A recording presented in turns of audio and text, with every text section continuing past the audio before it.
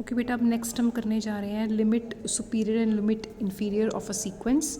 We know that a sequence of real numbers always contains a monotone subsequence, आपने theorem पढ़ ली हुई है।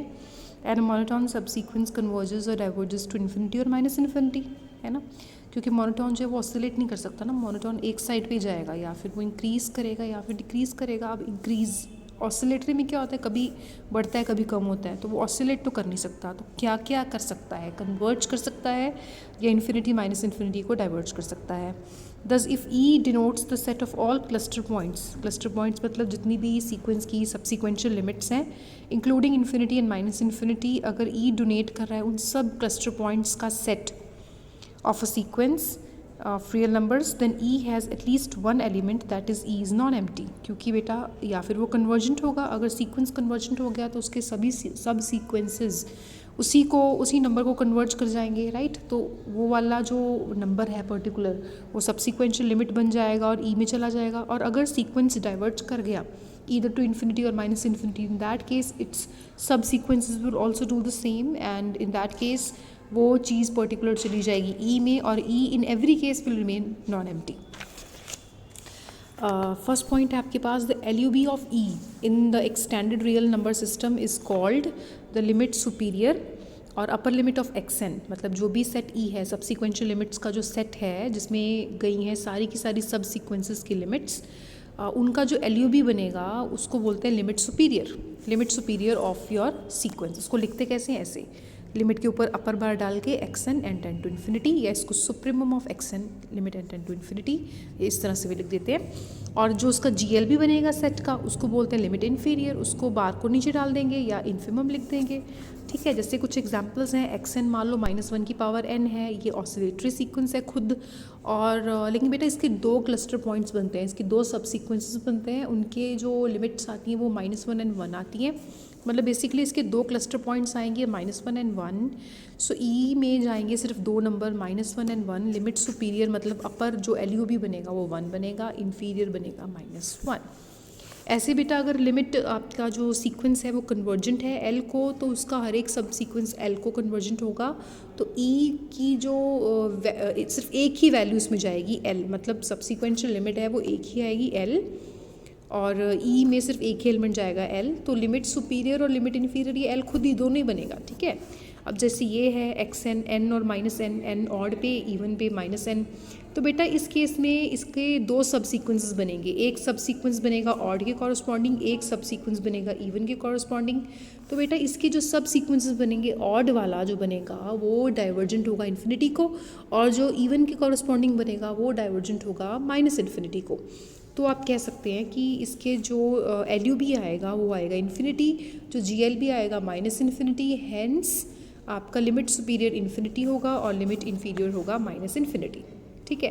कुछ प्रॉपर्टीज़ है लिमिट सुपीरियर की। For a bounded sequence limit superior is equal to U if and only for every epsilon greater than 0 there exists a natural number m such that xn is less than u plus epsilon for all n greater than equal to m।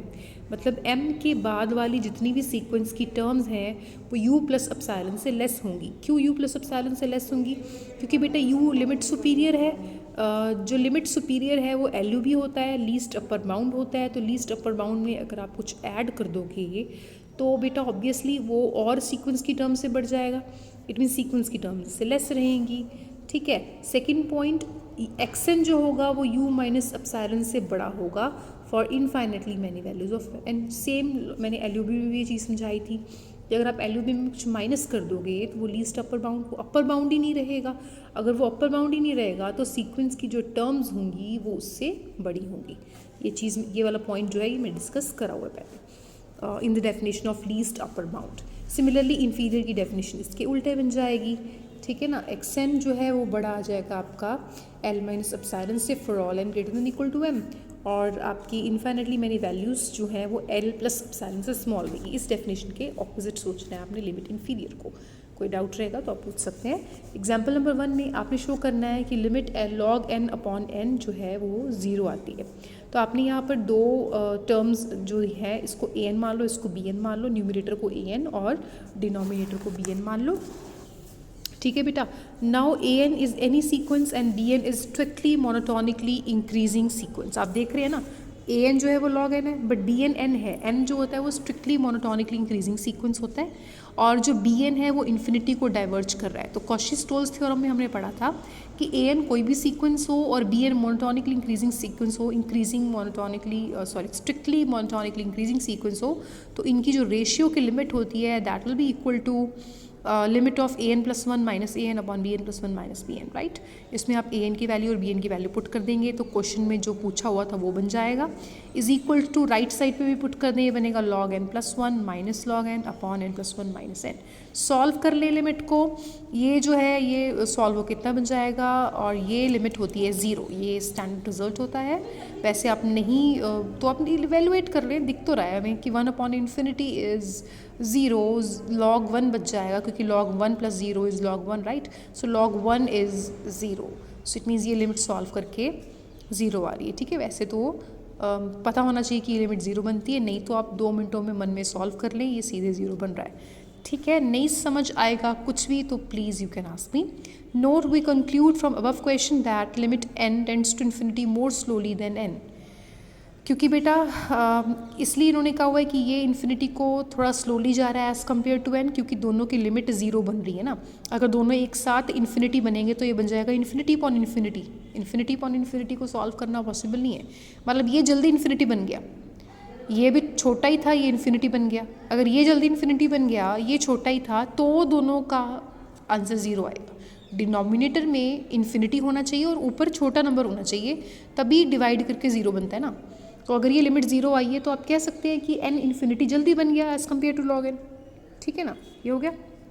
Example 2 में आपने sequence A N लेना है 8 + 1/n³ और इसको show करना है कि ये कॉची सीक्वेंस है और इसकी लिमिट फाइंड आउट करनी है।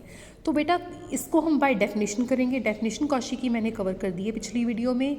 करना कैसे है, ये बिल्कुल वैसे करना है जैसे आपने क्वेश्चंस कन्वर्जेंस के नहीं करे थे। डेफिनेशन अप्लाई करनी है और एम की वैल्यू निकालनी है। बेसिकली एम इज़ वो बिल्कुल वही प्रोसीजर है, ठीक है। करते हैं बिल्कुल वैसे ही करना है। ए एन ले लिया, ए एम ले लिया, ठीक है। तो without loss of generality we take n is greater than m, ठीक है। ये आपने खुद मान लेना कि एन एम से बड़ा है। अब डेफिनेशन लगा दो, let epsilon greater than 0 however small then a n minus a m mod is less than epsilon. A n की वैल्यू डाल दो, ए एम की वैल्यू डाल दो, लेस देन एप्सिलॉन आ गया। 8 और -8 कैंसिल कर दो, this minus this less than epsilon.